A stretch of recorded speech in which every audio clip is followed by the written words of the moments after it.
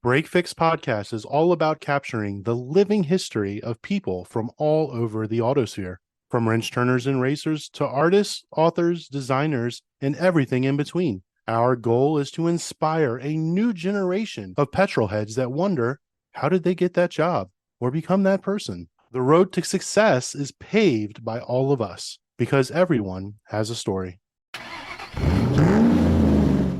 The sand, the surf, the beaches. Tonight on a special profile episode of Break Fix, we talk cars, movies, and more with special guest Paul Wilamoski. We're very excited to have Paul on the show. Some of you might remember him from his days coaching at Hooked on Driving events in the Northeast before he moved to sunny California. But did you know that he's an avid motorsports enthusiast, amateur photographer, and all-around petrolhead? And as always, I'm your host, Brad. And I'm Eric. So let's roll. Paulie, what's going on? How you doing? It's been a minute, man. How are you? Good, dude. Doing well. I've only been here for 2.5 years or whatever. It is the rainy season in LA. It's weird. It gets pretty chilly for LA. It gets like highs in like the 50s, low 50s.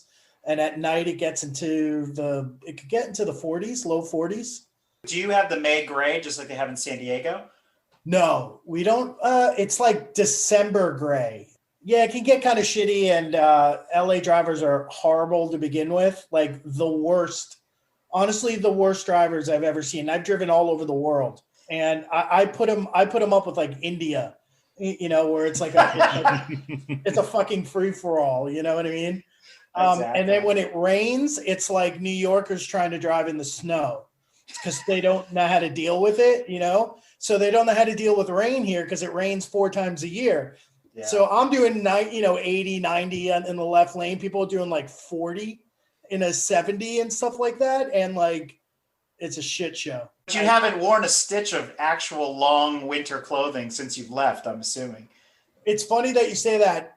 A week ago, I wore my only winter jacket for an evening. And I was like, holy shit, I actually brought a winter jacket here and I wore it. First question to that, though, was it either tweed or houndstooth? And did you wear that freaking cravat that you used to bring to the track? No, it was a Barber, Barber, that British company. Oh, yeah. Barber jacket. And you can't get away with that shit in LA. You know, all that people wear here, honestly, it's weird, man. Like people either dress to the nines if you're in, Beverly Hills or something like that. But everyone else is like shorts and a t-shirt or a sweatshirt. It's so laid back. And so what you're saying is the Ralph Furley look is totally out for you. It doesn't totally work. Out, dude. I'm wearing like a zip up cardigan and a t-shirt, and I probably look like an idiot. But and I live alone. I've got 2 cats, so no one was complaining. So you're playing the part of De Niro as the crazy cat lady? I get it. Pretty much. So let's talk a little bit about your car enthusiast past, like all the different kind of cars you've had. You and I have a similar background that people just happen to hand us keys a lot, and we get to drive some really interesting cars. I noticed the other day on Instagram, you were behind the wheel of a RS 4.0. And so, we can go anywhere with this. So let's talk about your background. Okay. Well, growing up, my dad owned Midas Muffler franchises. So I was always around shops, and my dad thought he was a good driver, and he taught me a lot of stuff about how to do oil changes, spark plugs, blah, blah, blah. When I was in college, I had a good friend, Mike Musto, who is at Hemmings right now, and he's a big online journalist. He bought a Ducati, and I wanted a bike. So after college, we lived near each other in Astoria, Queens, and I bought a Triumph Speed Triple, started riding. Then I bought a second Speed Triple, and then he really got into cars, and he's like, dude, you're a big car guy. You should get a car and go to the track. And I said, okay. And I had a BMW 135i with DCT, and I'm a manual guy. Every car I've had has been manual, but for some dumb reason, I got the DCT. So I go to a Hooked on Driving event at Lime Rock. Coach gets in the right seat. shows me that I have no idea what I'm doing. I have no idea what an apex is. I have no idea about anything. Obviously, the first session I was horrible. Second session I was horrible. Third session, things started to click a little bit at Lime Rock. And by the end of the day, I mean, I was so much faster and hooked. That was towards the end of the season. So over the winter, I was talking to Musto and a couple other people, and I was like, look, I don't like this BMW. What do I get? I want something really fast and stupid. So the 2013 Shelby GT500 came out. Yeah. That's about as fast and stupid as you can get. I know, man. And I put a Ford Catback Racing exhaust on it and 662 horsepower, 631 pounds of torque. It was a beast, but it's not a track toy. I went with Hooked on Driving to New Jersey Motorsports. It was Thunderbolt and Lightning. I can't remember the setups, but most people, when they go to do DE events, they do what, 4 or 5 events a season? I did 30. You're drinking from the fire hose. Dude, I was so hooked. And I had great coaches and all that. And I was so hooked. The second year, I started doing about 15 events in. Now, this is not just Hooked on Driving. This is like PCA, Audi, BMW, and all that. And it was all over the Northeast. So it was Watkins Glen, Poconos, Monticello, Jersey, and Lime Rock. So I was at Watkins Glen, and I can't remember who it was, but it was someone. Joe? It was Joe. Do you know Joe from Joe with the 911 or with? I think it was Joe with the 911. He and Scott. Scott's the cop. Yeah. 911. So those guys are like, we're watching you on the track, dude, with the Shelby. You're fast as hell going up the S's on the back straight. Going into the bus stop, you're like driving Miss Daisy, and the car just doesn't want to go, right? I'm like, it's so hard to handle this car. No, that's right. It only wanted to go left. You're right about that. Just left. And I was really struggling with the car. Someone said, have you ever driven a Porsche? And I said, no, not really. Like when I was a kid, I drove a 944 for about an hour. That as an extra on 16 Candles or what? Yeah, right. With what was the guy's name on that? The dreamy guy that owned it? Jake. Jake. I always think about Molly Ringwald. Yeah. So someone lent me a 987 Cayman S at Watkins. They got in the right seat, and after a couple laps, I'm starting to get used to the car instantly. It's so easy to drive without even trying, because I was only, driving 5/10 or 6/10 because it's not my car. I was 1.5 or 2 seconds faster than the Shelby. So this is a car that's 1,000 pounds less, if not more, and half the horsepower. That started to click. So I sold the Shelby, bought a 981 Cayman S. Only things I really did to it was add a third radiator, pads. What else did I do? Stainless lines, SRF fluid and all that. Yeah. And boom.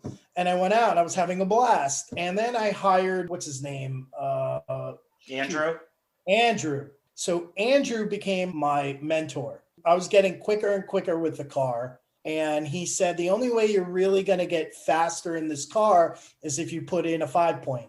That was where I got to that gray area. Do I want to turn the car into a race car, and it's going to be really annoying on the street, or do I want to not go that way? So I put the harnesses in. I just didn't like it. I started doing I was going to do coilovers and all that kind of stuff. It just turned it into a complete awesome track car, but not a street car. So I capped it at that point. Let's pause there before you transition out of the Cayman, because I think that's right around the time that you and I met. Were you already instructing at that point when you were in the Cayman, or was that just before? Yeah, I was instructing. Yeah, so then we were in the instructor corps together, but then we started hanging out at that first event at Palmer when I had the BMW, and we were paddocked all there, all miserable together at Palmer. Right.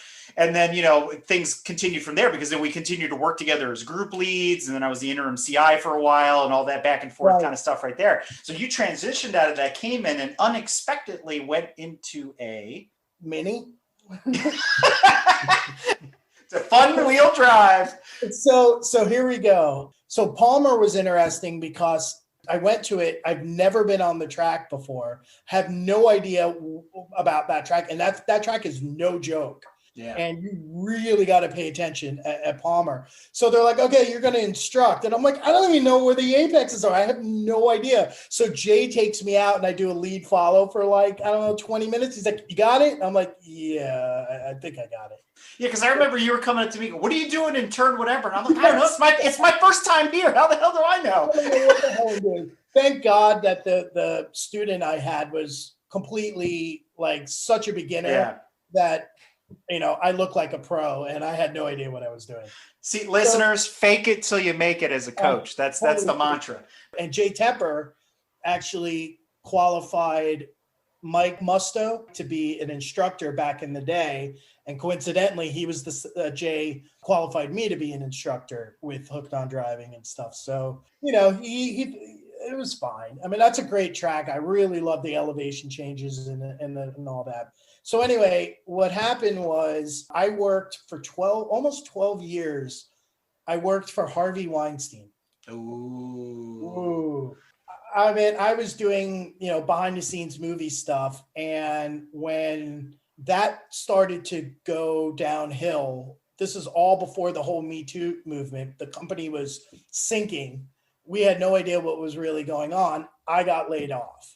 Oh, and so it's really hard in the film industry to get a position at my level in New York because we were the big boys, the bad boys on the block in New York. After that went tits up, all the little companies just weren't paying what I'm used to getting paid. That's the whole reason why I moved out here. So when I had the Mini Cooper and I was doing all that stuff with Hooked on Driving, that was what's the word I'm looking for? I was in purgatory. Like I couldn't afford the Porsche. I had no money coming in, but I had my daily driver was this Mini Cooper. It was like a 2015 Cooper S. And I was not a big fan of it. The 15s, like the newer ones are bloated. They're completely numb and front wheel drive. So you also had an Acura in there too, didn't you? That's my daily driver, dude. It's a 2005 Acura TSX, 6-speed. I put Coney's on it, Coney yellows on it, pads, and it's a hoot. I drove that in 42 hours from New York to LA. Wow. With a friend. But you had it on track as well, right? Or was there another Integra in the mix there from what I remember? I think I took the TSX. I never had an Integra. I think I took the TSX once or twice on the track, but the car has 150,000 miles on it. I wasn't going to push it. I got to drive a lot of other people's cars, you know, and that was a lot of fun. But as you know, there's something to be said that driving someone else's car is a nerve-wracking experience. So I'm very, very safe on the track. I've seen some crazy shit. I have a video, actually, I should send you. I was in what was the last gen vet? The Z07? The 7? The C7. C7. I was in the good looking one, yeah. The good looking one, yeah. The new one is so I'm not a fan of it. So we were going down the front straight at Watkins Glen. There's a guy in a Mustang in front of us, and he's putting along at like 100.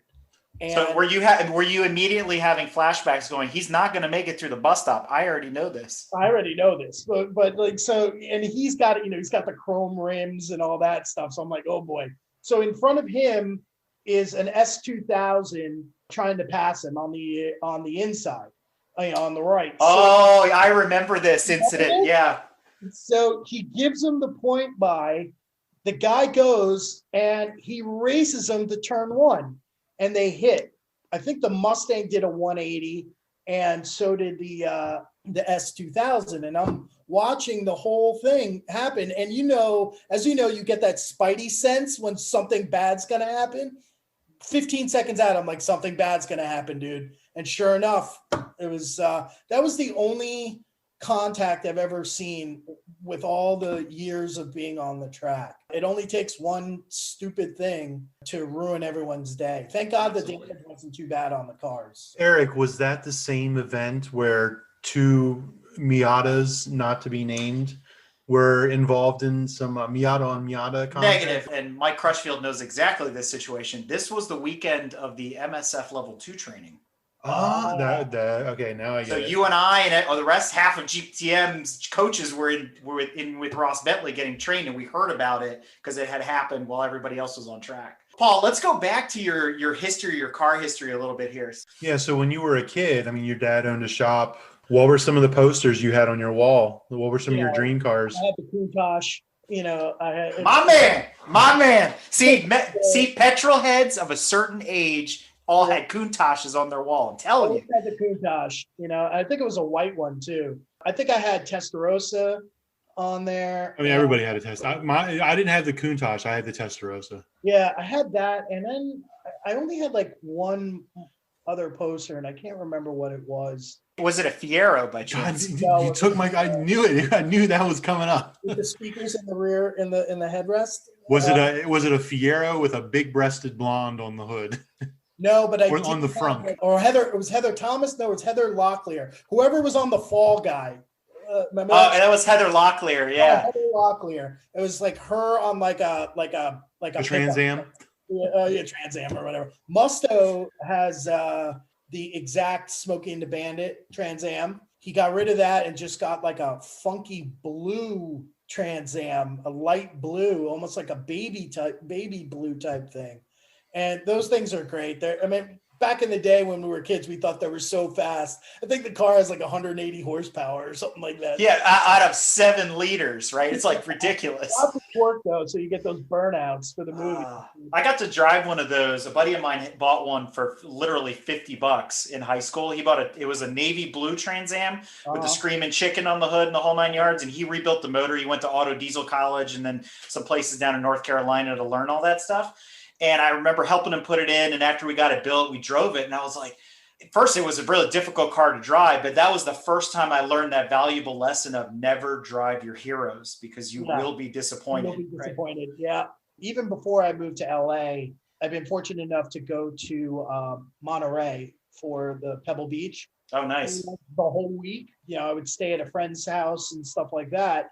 So saying that, I used to drive so many of these cars around Monterey. So I drove, do you know who Alex Roy is? He's another guy who did like a Cannonball record. He did a Cannonball, I think, in a Morgan. So he does like crazy shit. Anyway, he had like a Citroen, an old one with the airbags, like the 70s one. And he was like a Deux Chevaux? I guess it's or like a DS, the one that looks like a water bug or pill bug. Is it in your Instagram feed? Because I think it was a DS. I hate that car. God, I hated it. But what was really weird about it was either the clutch it was the brake pedal or the gas pedal wasn't a typical pedal. It was just a button. You just hit the button. So now, French. Dude, I'm driving this car. It's got a gated shifter. And I'm driving it through Carmel, okay? So now I have like 3 F40s behind me. I have Mike Musto and a Daytona in front of me. Millions of dollars of cars all around me, and I'm on a hill like this. And I'm like, dude, I'm going to hit that F40. And everyone's sitting there laughing their ass off, knowing that I'm sweating, my balls off. Yeah, I was fortunate enough to drive a lot of these cars and stuff. But again, going back to driving someone else's car, it's not fun for me. No, I feel you. And I don't know what it is. Maybe it's your rugged New York charm that people just hand you their keys and that maybe you're just trustworthy. That's what it is, right? Yeah, I think it has a lot to do with I'm not the fastest driver on the track and all that, but I am extremely safe. My situational awareness is very good. I learned from the best, and I'm still learning every day. I was at Button Willow yesterday. Which is a racetrack about an hour and a half north of here. And I was with Billy Johnson, pro driver, was hired by Ford. He set up the GT500, the new GT500, before it went on sale. He helped develop it, and the Ford GT, and did Le Mans 4 times in the GT. This guy is no joke. He's like probably one of the best drivers I've ever seen. Spending 10 minutes with him, he showed me how to correctly heel toe. He's like, you're doing it all wrong. You're doing it all wrong, dude. He's like, you suck at it. This is why. And I soak it in. And I was fortunate enough to be around Jay Tepper, Mike Arrigo, Brock H. Jr., Solomon Rosenthal, Billy Johnson, and all that, and Mike Musto. And I, throughout the years, had amazing coaches. That's really the secret sauce, right? That most people forget is that when you go to these DE events and you spend a lot of time, you are the culmination of all your instructors. You pick something up from all of them. You pull a thread. You're not going to take away everything. You're going to find the stuff that works for you. And then that becomes your driving style. And then as you become a coach, you try to instill some of the core values and things to other people. So then they inherit some of your racing genes or whatever you want to call it. It's an interesting ecosystem, the way it works. And we're all a byproduct of all the people that we've had experience with.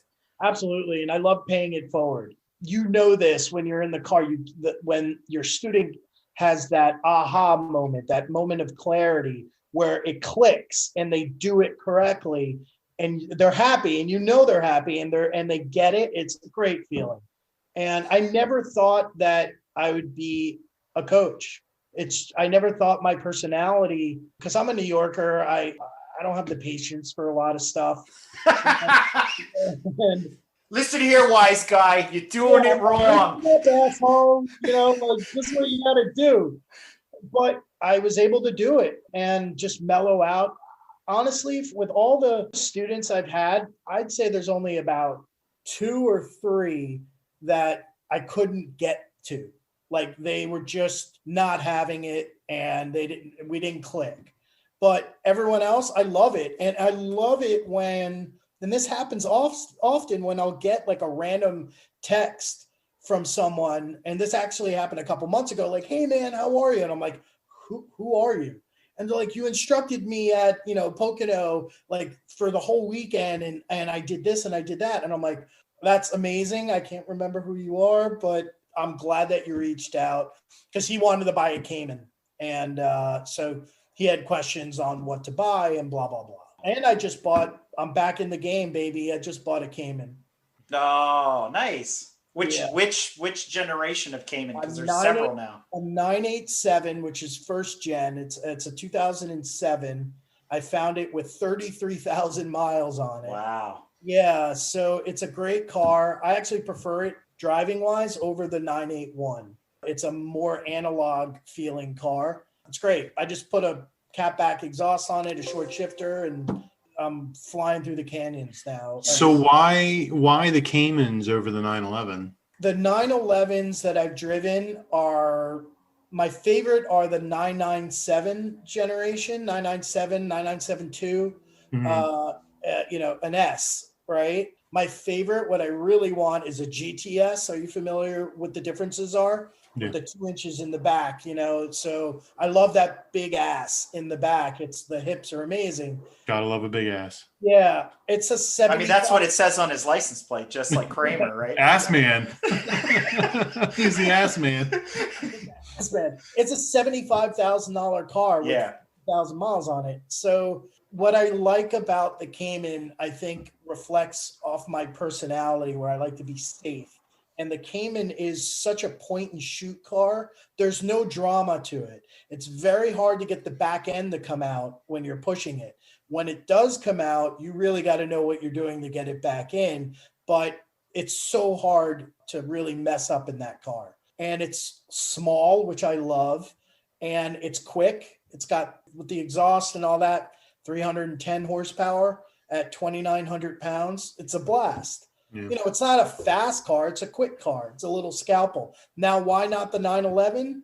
The ones that I want are a lot of money. I will only get an S. I will only get a 997 or maybe a 993, which is kind of archaic. If you guys know that kind of car, it's archaic. Yeah. It looks beautiful, but inside looks like it's from the 60s.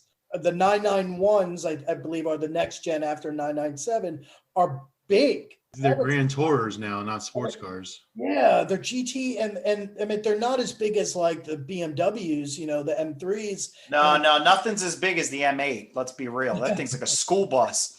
Oh man. So I really like the 997s and I probably will get one, that GTS. That's my unicorn right now. I'll get it over time, but for now, the 987S, it's a $30,000 car. And if you look at it, people who don't know Porsches think it's a $50,000 or $60,000 car. The car's in immaculate condition, and I love it. Every time I get in it, it always puts a smile on my face, especially after a cold start. It's just a great car, man, for 30 grand. Now, saying that, the roads here in Southern California are the best I've ever driven on. The canyon roads. Well, coming from New York.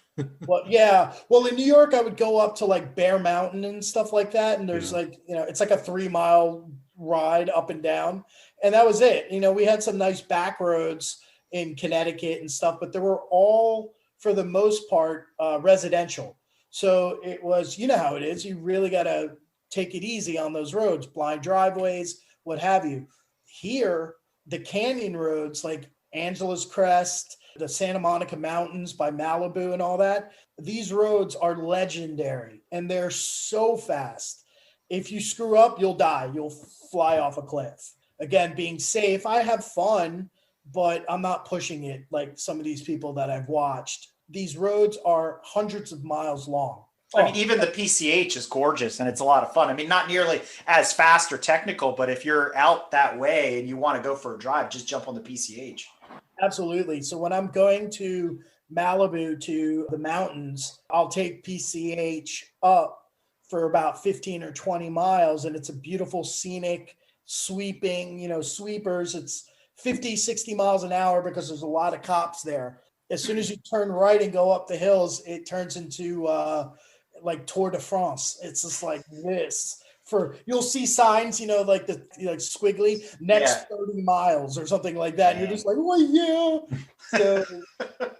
So is Mulholland Drive included on that?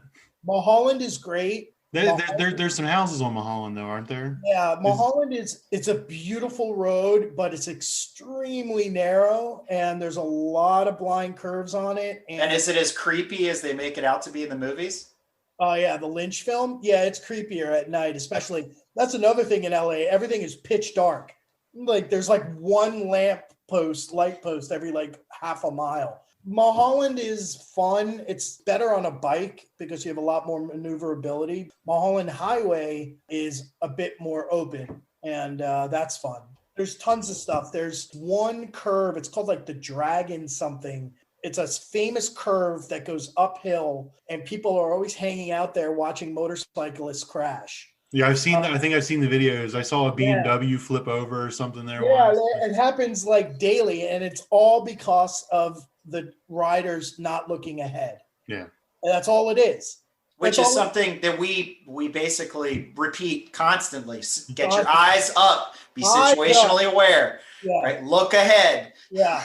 So it's been like a few years since I've actually been on the track. So those daily rituals, when you're on the track, look up, look ahead, they haven't faded completely. But when I'm driving on the roads, I have to keep reminding myself now, look up, look as far as look ahead. Through the apex, look through the turn.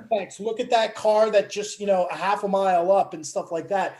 And it's great because it's embedded in my brain. It's muscle memory. Exactly. But I still to this day have to remind myself to look up because you get lazy. You just look at the car in front of you and react with them. And that's the worst thing you can do. We touched on your current dream car being the 997, but what was the dream car when you were a kid? It was definitely the Countach, and because of Miami Vice, it was the actually I really liked the Daytona that he drove before he got the Testarossa. But yeah, it was the white Testarossa until I found out that they were fake. Yeah, all of them were. Yeah, they're all like Corvette engines or something like that and all that, and that kind of turned me off. But it was definitely Ferrari. Porsche was I love the 917. And that is just a beautiful looking car. but I would have to say the Countach. It was definitely Nice. because of the doors. And So do you think that was the sexiest car of all time, or do you have something that's it even still further holds out? up, dude. It like Matt Farah has one. He's got like a red one with gold wheels on it, and I like was hanging out looking at it, and I'm like, this car is amazing. And then the reality kicks in because it's pretty funny. You can't see behind you. in No, that at car. all. So when he had to reverse the car at Radwood, do you know what Radwood is? Yes. So there was Radwood at the Peterson, which is a big famous car museum here Yep. in LA. He was backing it in and he had the door open, his ass out of the car backwards to go through. And I'm like, that really sucks, dude. Yeah, because the side mirrors are useless too, so it's the only way to see. Well, How does Mad Farah fit in one of those? Isn't he like 6'3", 6'4"? he's about 6'3", I would say about 280 pounds, 70 Yeah, pounds. so he's a little smaller than I am. I don't understand how he fits in a car like that. I don't know. He just bought a 308, I think. Yeah. Now there's a car that, oh man. The Magnum PI was a 328 though. No, right? it's a 308 GTS, and then the later ones he had a 308 GTS QV with the 4-valve head. So, and I heard he used to like destroy the clutches. Dude, those were his car. Those were Tom Selleck's cars. Oh, I did not know that. Yeah, and so what's really funny is, and I've talked about this before in another episode, there's a crossover he did with Carol Burnett where there's a green one, and that was the loaner car because of what you just said, where the clutch was out on the red one, so they gave him this green one, and it's like one episode. But yeah, they were all his cars, and apparently he bought one for Rick and TC and like everybody, and so they were like multiple cars on set, and they would use them. And then they did a crossover also. This is where I'm nerding out. They did a crossover with Richard Dean Anderson on MacGyver, and he borrowed Tom Selleck's car and used it for an episode on the show for whatever stupid reason, you know. Those cars are great. I've driven a 328. It's much bigger, no more head height than the 308 does. It took a minute to get used to the gated shifter, but I tell you what, man, there is nothing like those high-strung Ferrari V8s where it's like, where is redline? Because the gauge goes to 12,000, and you're just like, I don't know, somewhere around 9 you shift, and it doesn't care. And they sound glorious. Oh, amazing. And then you realize it's in there sideways, and you scratch your head and you're like, wait, it's transverse? You're like, what? So Who thought this was a good idea? Tom Selleck is tall as well. I think he's like 6'3", 6'4". He can't drive that thing with the roof on. That's why they could never shoot in the rain or whatever. I think I just put two and two together. I forgot. The reason why I love the Countach so much, and everything comes full circle here, is because of Cannonball Run. Yes. So the intro to Cannonball Run, which we all know, is the Trans Am cop chasing the Lambo with the two girls in it, and it's just amazing. And then years later, I got to meet Brock H. Jr., you know, and all that, and telling him that I've watched the Cannonball Run 150 times. I know it verbatim. And that was pretty cool. Was that the first one or the second one where they did the color change on the car? Where they like hosed it? Where they went to the drive-through. Yeah, they hosed it down and it came out black, or went in black and it came out white or whatever. Yeah, that was the second. With the second one, I wasn't a really big fan of. I'll watch it because, you know, it's Burt Reynolds and Doug. Oh, yeah, of course. Funny story about Brock H. Jr. There's a famous guy. He's super rich, has his own racetrack at his house in upstate New York. It's a pretty cool racetrack, and it's like crazy that he built a racetrack there. So Solomon Rosenthal, who's associated with One Lap of America, he was doing an event there for veterans. They were doing a TV show for wounded veterans, doing kind of like a marathon with race cars and doing this and doing that. And the segment was them driving Roush Mustangs. So we had Jack Roush Jr. there, Brock H. Jr., and a bunch of other people. Solomon called me up and said, listen, could you help out? We need someone that knows, you know, working in a hot pit. And there's going to be a lot of people there that have no idea what they're doing. So I need you to supervise it. I said, absolutely. So I did that. And then at the end of the day, they're like, hey, if you guys want to take your cars out on the track, go right ahead. So I had my Cayman and I'm going around the track, and Brock Yates Jr. is behind me in a piece of crap Subaru Outback. Okay. Junk in his car and all that. And dude, I am trying to drive quickly and he is right up my butt. the whole time. And we get out and he's like, dude, you suck. And I'm busting my chops. And I look down and he has no shoes on. He's driving barefoot. You just did that barefoot? He's like, yeah, like I like to drive barefoot. And I'm like, and you were up my butt in a Subaru Outback. That's amazing. He's not the fastest driver in the world now because he's getting up there in age, but he is one of the smoothest, one of the most consistent drivers I've ever been around. Lots to unpack here, tons of stories, but let's switch gears for a minute. So coming from the East Coast and going west, and Yeah. I'm assuming you've been out to the West Coast before traveling, but now you've changed residency and all that. The car culture on the East Coast is very different than the West Coast. Like, we have our stance bros. There's a lot of autocross out here. There's a lot of tracks, a lot of famous tracks on the East Coast. Like you mentioned, Lime Rock, Watkins Glen, VIR, Road Atlanta, Sebring, the list goes on and on and on. The track culture in California is very different, but also the car culture is extremely different. So what have you experienced now being there, especially in Southern California, and being in the midst of some of these great fabricators and cars and car shows and things like that? What's it like? From my limited experience here, because I've only been here for about 2.5 years, and one of them has been stuck in my house like everyone else. So what I've noticed is I think car culture was created here, in like the 50s and 60s and all that, with hot rods and all that. You have that element, okay? You have cars and coffee and car meets. There's 50 of them a day, okay? It's insane because the weather here is always, for the most part, great. You can always go to some sort of car show, some club doing some drive and all that, and it's amazing. It's very different than what I'm used to in the Northeast, which was kind of the car shows for the most part were high-end car shows at like Greenwich and the Greenwich Concours and the big event at Lime Rock where they had like everyone's car around the whole track. That's like, a mile and a half long.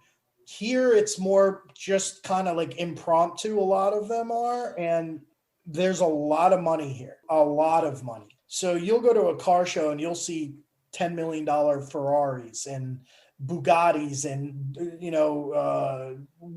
Zondas or whatever, like all this crazy stuff. Mike Musto told me this when I moved here. He said, listen, you're going to come across a lot of people that you're just not going to want to hang. And, they have more money and all they do is show off their cars, which is cool.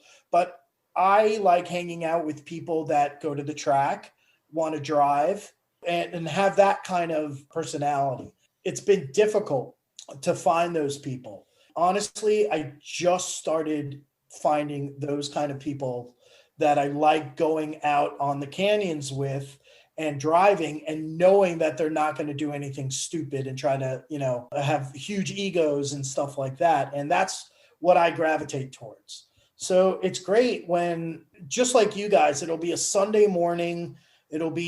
I'll meet someone in Venice Beach at 7:00 in the morning. We'll go up PCH. We'll go in the mountains for a good hour and a half, 2 hours, and then go to this tiny little restaurant that's outdoors that Steve McQueen used to hang out at all the time. It's called the Old Place. Have breakfast, and then you're home by like 11, and that's it. And that's great for me. The track culture here is pretty cool. People go to the track here all the time. The thing is that there's only really like 2 or 3 tracks around LA.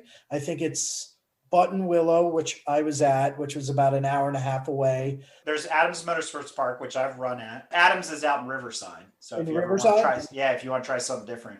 I've never done. There's Willow Springs, which is super famous. And maybe and then there's like the Porsche Experience Center, which is not really the same. Yeah, there's one other one, but that's about it. So everywhere else, if you really want to go to serious racetracks besides Buttonwillow, you have to go north to like Laguna Seca, Sonoma and all that. And that's cool because Musto, my good friend for 30 years, lives in San Francisco.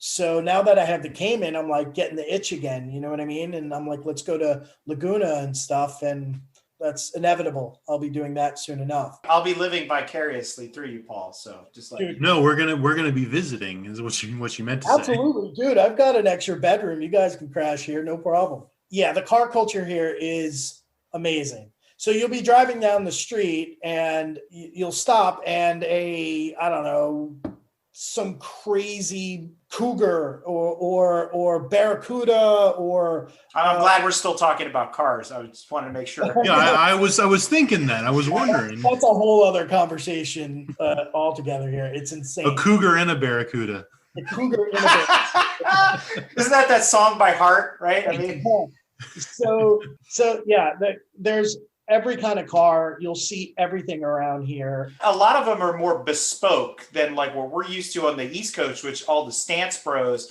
where everybody's putting them on bags and doing whatever they're doing. And they're very flashy and very well put together. But out West, still feel that there's a lot of custom fabrication going on to make everybody's experience in car very unique. Absolutely. So a good friend of mine, her name is Catherine Sutton. When I was at Weinstein, I was her client for like 10 years. She worked at Technicolor, which is a big vendor for the film industry.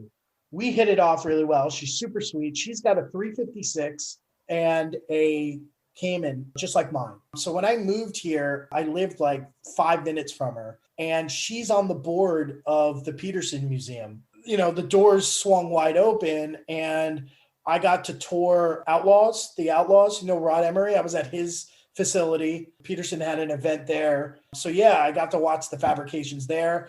I've seen a lot of the Singers, Porsches, which are gorgeous. They're out here. Have you been by Magnus Walker, his shop? I haven't, but I see him at least once every other week at some car thing. Yeah. All the time. So that road that I was telling you about, Angeles Crest, there's a really famous restaurant called Newcomb's Ranch.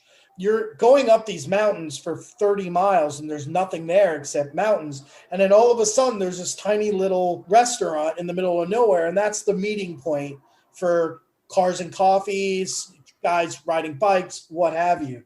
It's closed because of COVID, but it's got a huge parking lot. And I was just there 2 Fridays ago. I drove up at 7 a.m. to get my yayas out, and who's there is Magnus. And he's hanging out. He hangs out at all these events. So you see him all the time. I like what he does with his 911s. And he's kind of like a Singer light, I would say. Yeah, I actually was contemplating talking to him saying, what could you do with a Cayman? I'm curious to see what he would say on it. He actually just bought a 991 turbo that had like 150,000 miles on it or something like that. But he got it for like 50 or 60 grand. So that's a deal and a half. And I think that's like his first modern 911. So do you just see it as different, better? Do you miss the East Coast ways, or is it just a whole new chapter? Yeah, I miss certain things about New York and the Northeast. Obviously, the main thing is my family and my friends. I miss that tremendously. I'm trying to make new friends out here. Being stuck in my house for a year doesn't really help. The Cayman does help. That's a nice little gateway to the Porsche community. Well, I think it also brings you back to your East Coast roots because you had one when you were over here. So you kind of get back in that mindset. There's a bit more culture in the Northeast than LA. There is culture in LA, don't get me wrong. LA is a gigantic city. It's huge. I still get lost. I use Waze every day, but you have to search for some really cool stuff. While New York, maybe I'm just being biased. It's because in New York, everybody's got a guy. They got a guy that knows a guy, and they know the place to go. People have guys here. It's funny. Someone just said, I got a guy the other day, and I started cracking up. I'm like, wow, that's so New York. Yeah, the people are nice here. Everyone is throttled back here for the most part. Being a New Yorker, I was coming full tilt boogie, and people were scared. So they're like, you got to chill, dude. Like, smoke a joint. It's legal here, and relax. People are nice. The food is great. It's much more health orientated here due to the weather. I'm not hibernating like I did in New York. Since I moved here, I lost like 35 pounds. And the tacos here are freaking great. That's what everybody says, right? The best tacos. I can't imagine why. I'll say, so let's shift into third and let's talk a little bit about Hollywood, right? So you don't have to go into all the gory details. I think some of the listeners would love to know if you worked on anything that maybe they've seen that was popular, anything related to cars. All right. Well, we'll start with like movies that I worked on that involved cars. I would say if you guys remember the Quentin Tarantino, Robert Rodriguez double feature called Grindhouse. Yes.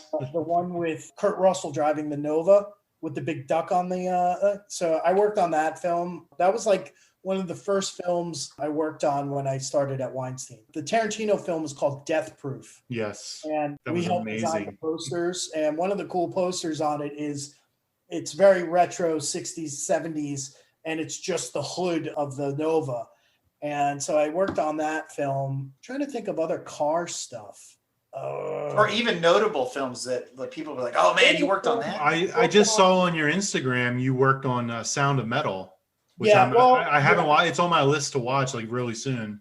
Yeah, that's a really cool movie. So the company that I work for now has a sister Canadian company, and we had the rights to Sound of Metal for Canada.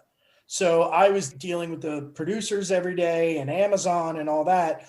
I got all the materials to successfully market and release the film in Canada. That movie was a pain in the butt to deal with because the movie is about a drummer losing his hearing. And what they decided to do, closed caption files where you can turn it on or turn it off? Yeah. They wanted it burned in. So it's there 24/7 because it's, about people losing their hearing. They have to use the closed caption. So they're trying to get the point across. Awareness. Everything was at the 25th hour to get this done. That's not an easy task to do. I'm trying to think of other films. Silver Linings Playbook, The Reader, The Artist. Did they all start with the? The King's Speech. That was a good one. I saw that one. Yeah, that was a good flick. Inglourious Bastards. I saw that too. That's the second Tarantino flick. It was Inglourious, Django, and The Hateful Eight. Oh, wow. Which is Western. And then, and then Death Proof and Grindhouse. And Nice. the Grindhouse thing was a huge issue. So the movie was about 3.5 hours long. It was a double feature, right? Had fake trailers at the beginning of it, fake trailers between the two movies. And when it was released in the United States, people didn't understand that. So most people left after Death Proof, after the first movie, not knowing that it was a double feature. Funny, when I saw it, because I saw both of them, I saw the double feature in the theaters. Death Proof was the second one when I saw it. Is that right? The Rodriguez film was the first one. Then, it's been so long, it might have been people left after Planet Terror, which was the Rodriguez one. Yeah. So saying that, I dealt with international. So I deal with the whole world releasing our films. No one wanted to release this film now because it's 3.5 hours long and no one's going to stay in the movie theater for 3.5 hours. So we had to split the movies up and release them as two separate films. Now think about it. If you've marketed and did all your post-production and everything for one film, now you have to completely redo everything and release it for international. And we did that. And those films became like the director's cuts that were like 10 minutes longer and all that. So that was a nightmare. So, you know which other movie had fake previews at the beginning? Tropic Thunder. I'm just going to throw it out there. Oh yeah, Booty Sweat. I love Tropic Thunder. So they don't make them like that anymore, but They don't. It was great. Before we get into the secret petrolheads of Hollywood, let's actually talk about your thoughts on some of the more recent car-related films that have come out of Hollywood. So kind of your hot take on maybe the Fast and the Furious or Rush or Racing in the Rain or some of those movies. I love Rush. I think that's a well-made film. I've always been a fan of Niki Lauda and James Hunt and the rivalry there and all that. And, they were at Watkins Glen and all that. Even though they didn't shoot it on location, a lot of it was all CGI and stuff like that. I really enjoyed that film. And I'm a big fan of Ron Howard, the director. The Fast and Furious films, I'm not a big fan of. I mean, they're just completely stupid. they defy the laws of gravity and all that stuff. But I watch them. I have to see them. It's entertaining. Yeah, I mean, so don't get me wrong. I mean, I love Fast Five, the one that's in like Rio and stuff like that. That's the best one. Yeah. Drift. I love Tokyo Drift. And what about Ford versus Ferrari? I liked it very much so. You didn't get all up in arms about when he's doing 200 and suddenly he shifts and then the pedal goes 6 feet further. It's funny that you say that because there's a couple times I'm like, how many times is he shifting gears? Every car in Fast and the Furious is a 14 speed, like a tractor trailer, right? So besides those inaccuracies, I did enjoy the movie. 9 out of 10 people are not going to know that there's, the engines are inaccurate, the sounds are inaccurate and all that. I really enjoyed it. I thought I'm a big fan of the director. It's a very inviting film. Yeah. It's kind of like you can watch it over and over. It's got a very warm feeling to it. It was shot with a lot of available light. So it's a beautiful looking film. I love that the CGI is really, really down to a minimum in that film, if at all. That is probably my favorite car film in the past few years. Did they film at Willow Springs? I think they did. I don't know, but just watching the film, you can tell that it was at Willow Springs. Yeah, it looked legit. At Le Mans, they didn't. That was fake. I think they shot that in Georgia. There's probably some establishing shots and stuff like that in the town that's legit, but the actual track stuff, no, I think that's fake. So I've got a question for you. You mentioned like the original Cannonball Run. You really like that film. What about the original Gone in 60 Seconds? Because we reviewed that film on our podcast. I haven't seen that film in years. I think the last time I saw it, I did a double feature with that and Vanishing Point. So yeah, I mean, I love those films, but I'm going to say the best driving films I've ever seen is Ronin. Ronin is fantastic. All right, so here's a little backstory on Ronin. You know who's driving in the cars, right? It's all F1 drivers. Really? I didn't know that. Yeah, so it's all F1 drivers, and just Google like the behind the scenes on that film and you'll learn all about it. That's how I did. I love the driving in that film because it's all real. They're booking through Nice and stuff like that. And I know Nice and Cannes. I know those areas because I go there for work every year. Fantastic. And John Frankenheimer is who was an amazing director. So that film, Vanishing Point, Gone in 60 Seconds, I liked. I have a soft spot for the remake. Don't be mad. But the Nick Cage. I like the Nick Cage one. I thought the first one was trash. I like the Nick Cage one. But I dig him. Cannonball Run still holds up. But you know what? The common thread with all those older movies. I mean, you could even lump Le Mans in there. You could lump Bullet in there. The 7-Ups, stuff like that. They had these epic car chases. Yeah. And they were legitimate car chase scenes, not like the stuff that we're used to today, where stuff's exploding and it's mostly CGI and whatever. Fast edits nowadays, like the average shot in a Fast and Furious movie is about a half a second to a second. You know what I mean? It's like the older movies are long takes, like one take, camera in the car. French Connection. Like that. To Live and Die in L.A. Have you seen that movie? That I haven't seen. I'll have to check it out. Watch it. It's the same director as The French Connection. It's William Friedkin, okay? He did The Exorcist as well. To Live and Die in L.A. has amazing car chases in it. So I highly recommend it. I mean, there's some terrible car chase scene movies, too. We reviewed some of those as well. And much like you talked about Miami Vice, all of them use the 911 as the soundtrack for all the cars, regardless if it was a V8 or a four-cylinder. I never understood that, but whatever. It was always a 911. Yeah. I just found out recently, I was watching Rendezvous. Okay. I just found out that it was a Mercedes with a camera on the hood with like a gimbal or something like that in the 70s. But the sound is a Ferrari. Correct. And so everybody thinks it's like a Ferrari 250 or whatever. And so it's a Mercedes, huh? It's a Mercedes. And the guy who filmed it, it was his Mercedes and his Ferrari. So he was doing it. So it was a Mercedes. That was an impressive film, dude. It was shot in one go in the middle of the morning and all this crazy. There's a lot of myth around that movie. And so you never know what's the truth and what isn't. I've watched it so many times and it holds up after what? Has it been 60 years, if not more? Something like that. I mean, it's like what, a 10-minute film, 10-minute film, all one take. I think it was shot at like 5 o'clock in the morning on a Sunday. in Paris. And I've heard that there was only about 3 or 4 spotters in the entire thing. I think they were using radios or walkie-talkies and stuff like that. And there was like one hairy moment in the whole where the truck is backing up and the lady's walking out. And you're like, whoa, this isn't going to work. So that was amazing. I watched that over and over, and they just remastered it too. So it looks and sounds great.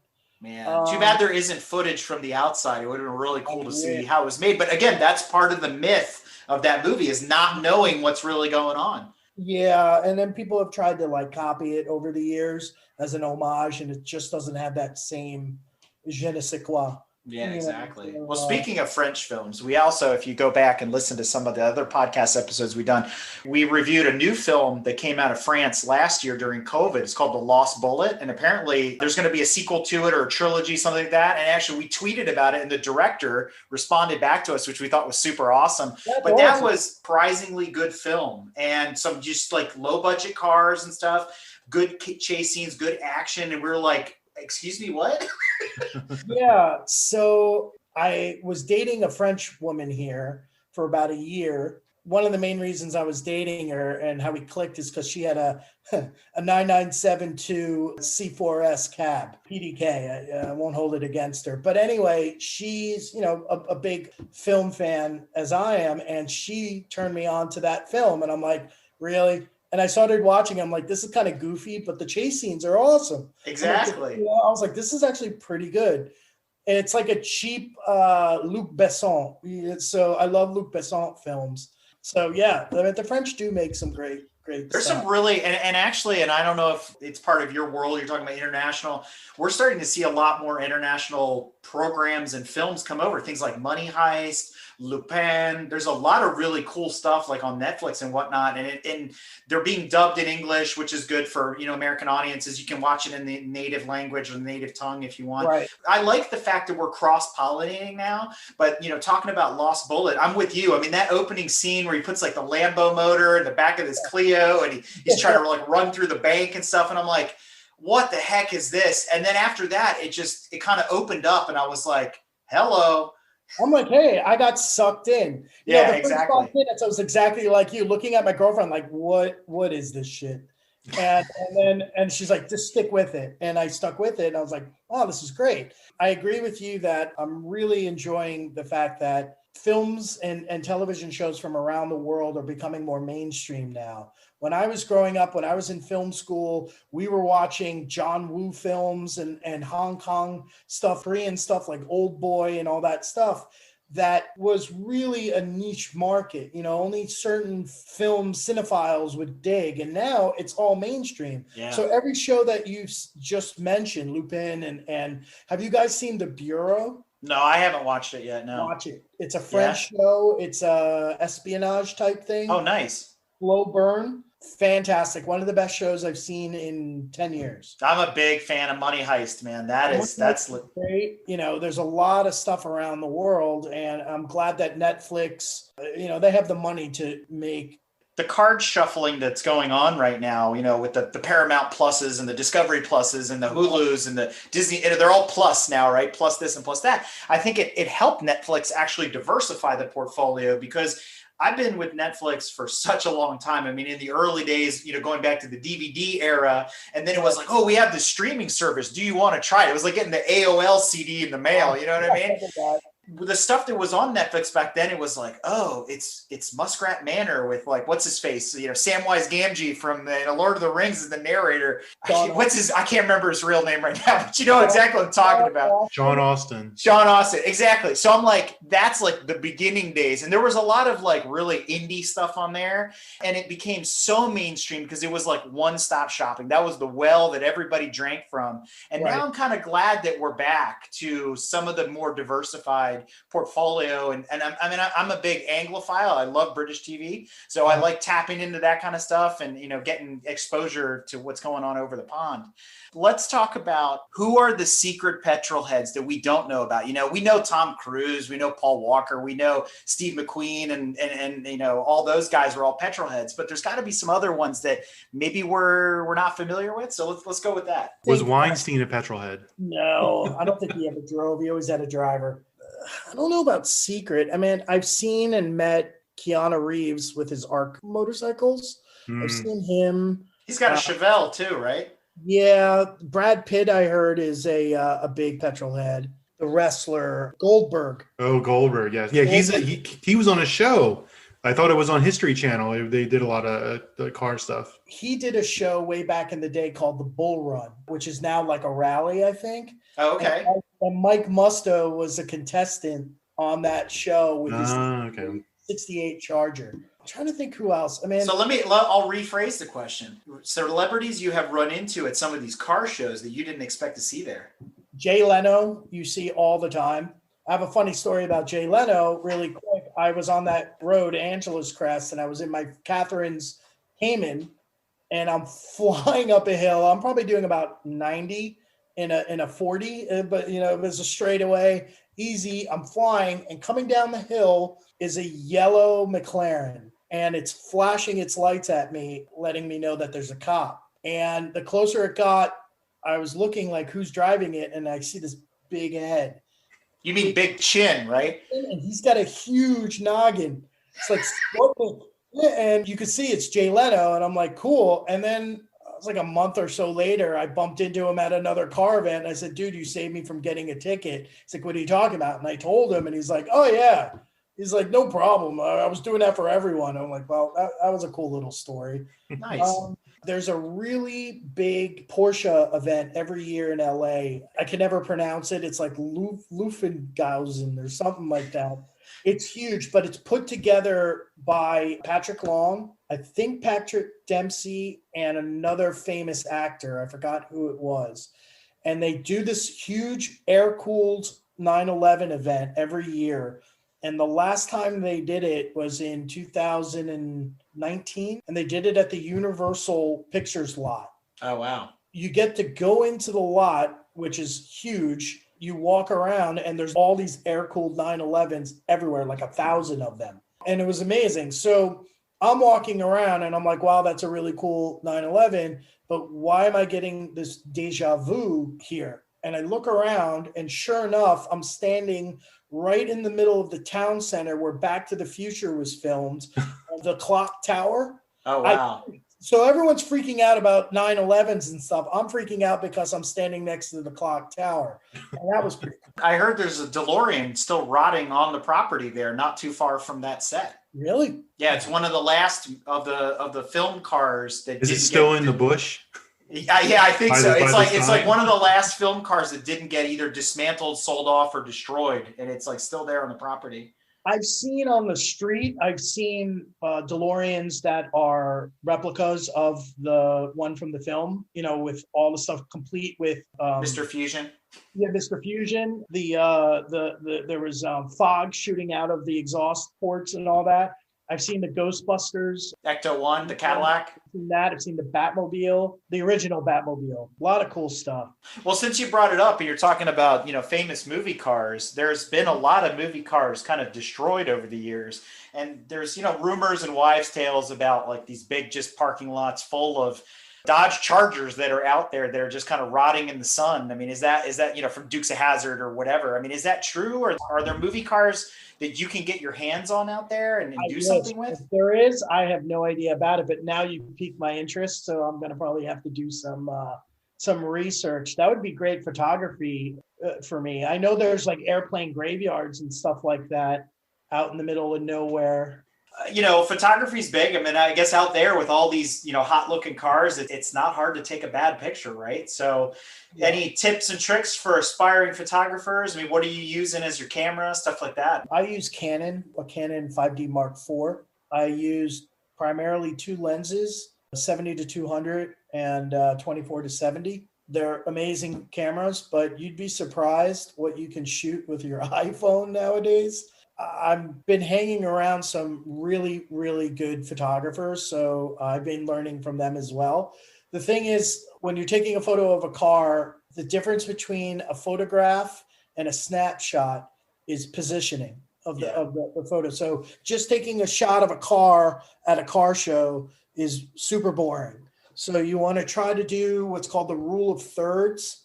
if you know what that is, to position the car, cool blurred background or something like that, or one distinct, really cool feature on the car.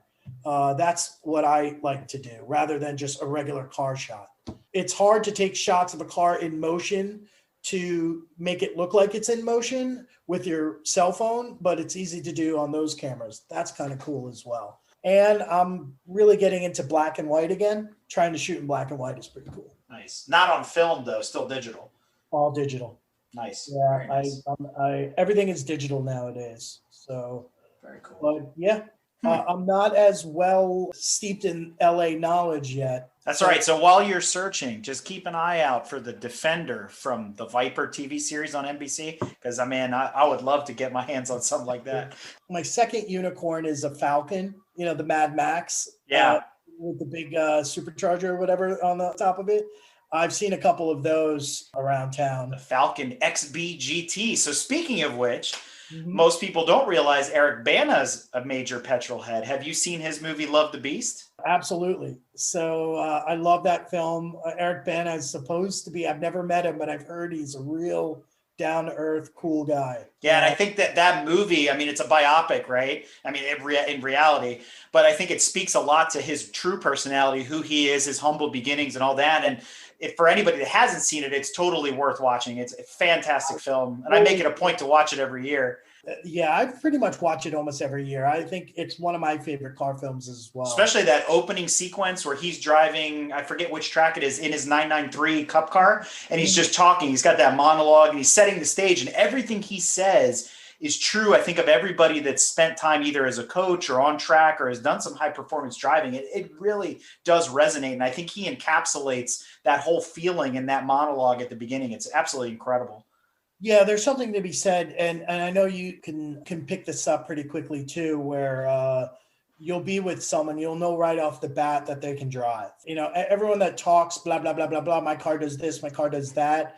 I'm like, okay, cool. But like, there's certain people that have that mystique, and Brock Yates Jr. was one of those guys. What I've noticed over the years is that being at all these track events, the guys that look the grungiest and have like, you know, just don't give a crap are the best drivers. Well, welcome to GTM.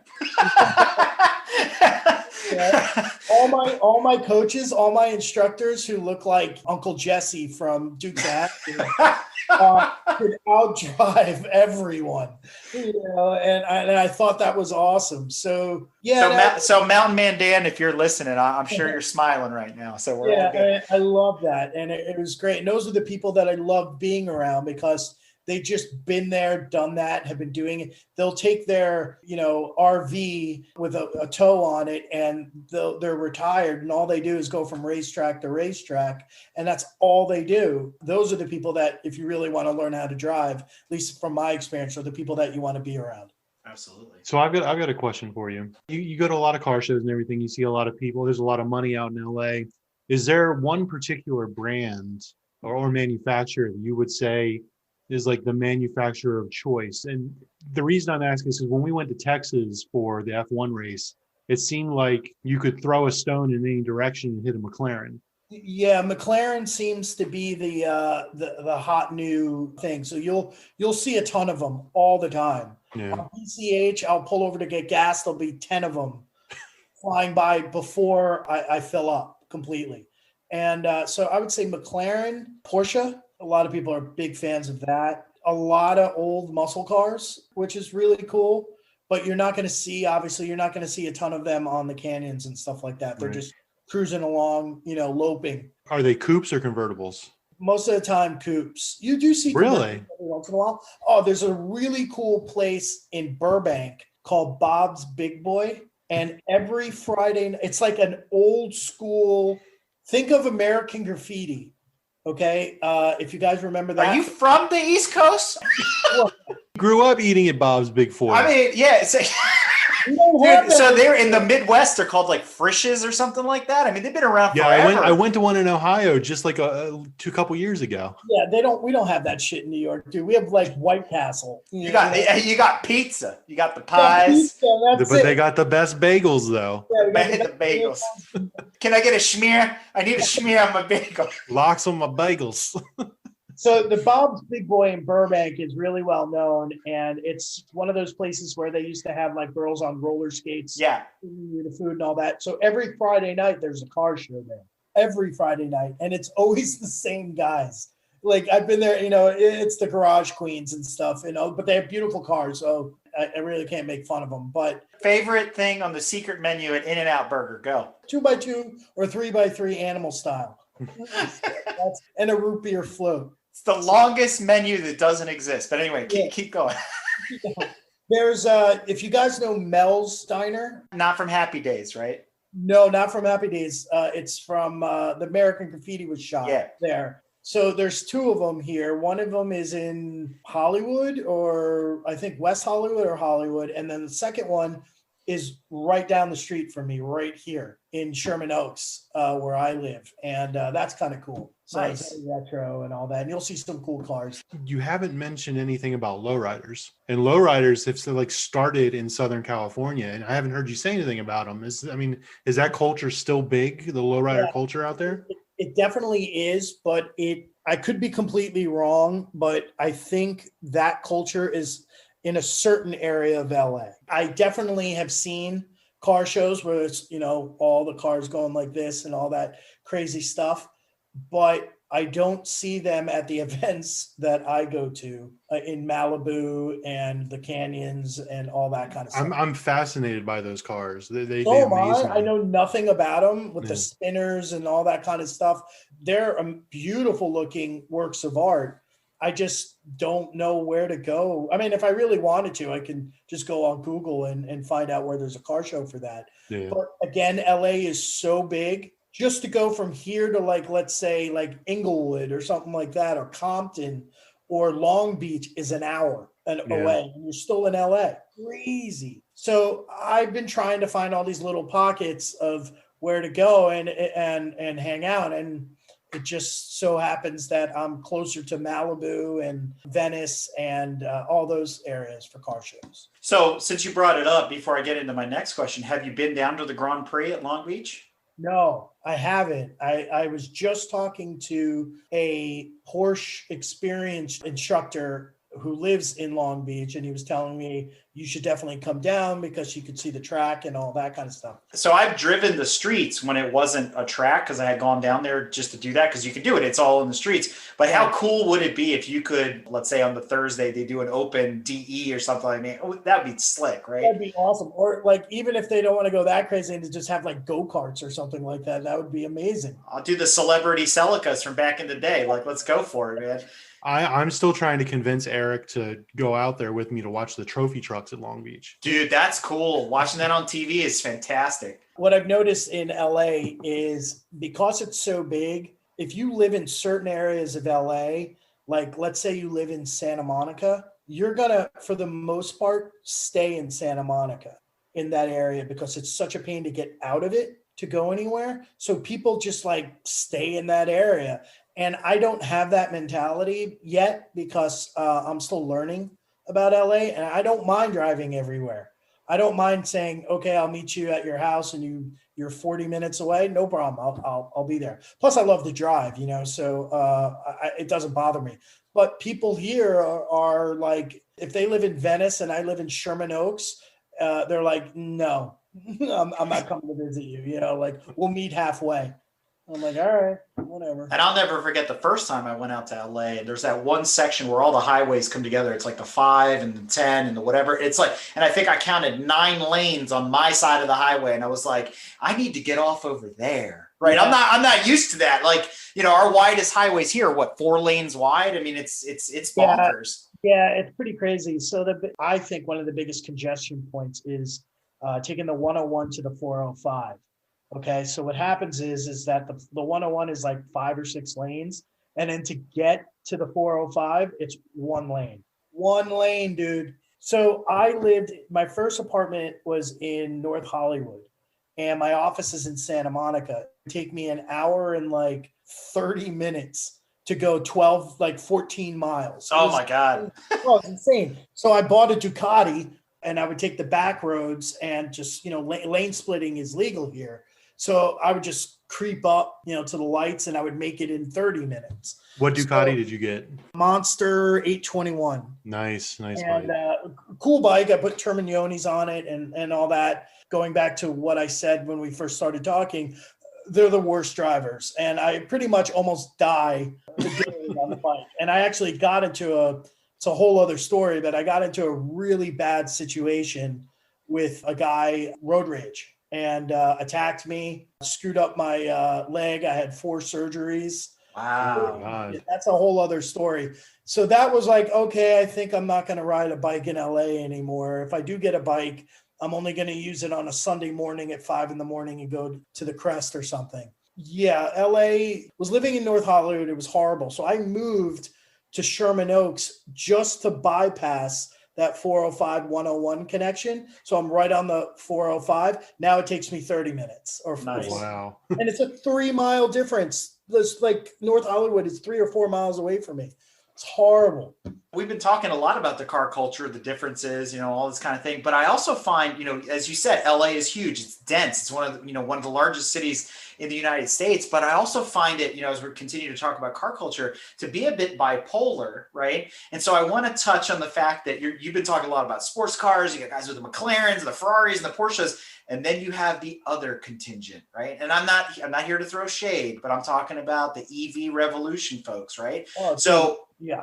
Look, you got this weird seesaw going on where you have a huge car culture, people that are invested in the petrol world, and then you've got the other side where it's all about the Teslas and the Priuses and the Nissan Leafs and all that stuff, right? So I'm glad to talk about those guys. I mean, out here, the biggest thing is the Prius in the left lane. It's weird here that in New York, at least, if I'm in the left lane and I'm doing 80 and you're doing 70, a lot of the time they'll get out of the way. Maybe every once in a while, I'll flash my lights really quick and they'll get out of the way. That does not exist in LA.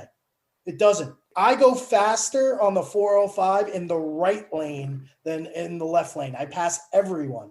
I don't get it. I don't know if it's a sense of entitlement, just lack of situational awareness, or they just don't give an F. So that's the Prius problem. With Teslas, they're all over the place, dude. All over the place. But I mean, are you seeing a shift, or is there more of a blend? Like the guy that's got the McLaren, he daily's a Tesla or something like that. I mean, yeah, I think the guy that's got the McLaren is probably dailying a Taycan.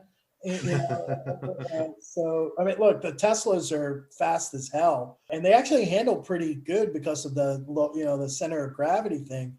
I do love them. I would love getting a Model 3 as a daily. They're just so bland. There's only 3 colors, 4 colors, so that you see them all the time. Every once in a while, you'll see someone that put a matte wrap on it or something like that. And that's pretty cool. I'm seeing a lot of them on the road now, a lot. I think it's definitely the wave of the future. Every car is who just said that they're not doing combustion engines anymore? Audi did, but VW said that a couple of years ago, and they're the parent company, so it was only a matter of time. Look, I think it's smart, and I think it's the way to go. But these cars that we drive are always going to be around. I'm glad that you have the option now to do both. Hopefully, not every car in the future is going to be electric. They're still going to do internal combustion, naturally aspirated, engines and stuff. But who knows? So what's the infrastructure like in LA for all these EVs? Or is it just everybody's got a garage? I mean, I'm sure there's plenty of street parking just like in New York. So how are these folks managing? LA being so big, there's a lot more space here than New York. Okay. So finding parking is extremely easy. And it freaked me out because I was like, I got to leave 20 minutes earlier because I'm never going to find park. And it's like, bloop, you're like the only car on the street. You know what I mean? Plus there's garages everywhere. And it's like the public parking, and it's $1, maybe $2. And in New York, it's $50 for an hour. So that freaked me out too. So I was like, wow, this is amazing. The infrastructure here is different. There's power stations or whatever they're called everywhere. And because there's so much space, people have garages all the time. And the more modern buildings in townhouses or apartment buildings have designated spots for EV cars, which is very cool. The last apartment I lived in had like one complete floor just for EV charging. Wow. That's pretty Yeah. cool. At least Yeah. it's some forward thinking. I mean, I think the challenge we have here on the East Coast is we're always kind of concerned with the mileage game, the range game, right? But because I think the problem is the infrastructure is so much older because, Yeah. the East Coast was settled first. There's a lot of old, look at Boston, look at DC, look at Right. Philadelphia, right? And to retrofit all that infrastructure is a very big challenge. And people are like, well, why can't you just do it? Because you can't. You know what I mean? It doesn't happen overnight. So it's very interesting to see the difference west versus east. Out here, again, because of space, they are very forward thinking out here. And it's pretty cool. There's the care for the environment is extremely big topic here. There's a lot of liberals and there's a lot of people, there's a lot of hippies and all that kind of stuff. It's LA, it's California. I like it. I love it. I just want them to get the hell out of the way in the left lane. That's my main concern. Well, I mean, it's 72 mile an hour. That Prius is pretty much floored, so you can only go so fast. So the speed limit here for the most part is 65. When you start going out of the city, it gets to about 70. I have to say, though, people fly on these roads, except for the Prius. I'll be doing 80 and I'll get passed by a Celica doing 90 and it's common. They just book. And, I have the common courtesy. If I'm in the left lane and I see a guy approaching, I get out of the way. Going back to really quick to driving on the track and whatnot, this comes back to me driving on the street. Jay Tepper gave me some really good advice on how to keep my skills sharp while driving on the highway. And what he said was, do not stay in the left lane. He's like, because you become content in the left lane and all you do is just like this, go through the traffic. You're always looking around you. That'll keep keep you sharp. And it's so true. And when I was driving up to Button Willow, I was doing the exact same thing. I was in the left lane and I'm like, oh man, I want to have some fun with this 987. So I was going, but gingerly, not being an asshole. Yeah. I mean, it's like being door to door with you and 500 of your closest friends. Yeah. Not too different than the track. So, Paul, it has been a blast reconnecting and getting to hear about what the West Coast is like and doing the compare and contrast and all that kind of stuff. And like I said, you are sorely missed around the paddock. I mean, we always had a lot of fun at the track events, and it's just not the same. But, I guess the more things go forward, the more we have to change. We have to adapt and come on to new things. So it's good to hear all these new stories and all that. So for all of you that are listening out there and you want to check out some of Paul's work and what he's into, be sure to follow him on Instagram at PaulW1138. You can see some of the fantastic pictures, some of the stuff he's working on. And you can also check out some of the stuff he's working on over at Myriad Pictures. So thanks for coming on the show, Paul. This has been fantastic. My pleasure. Thanks for inviting me, guys.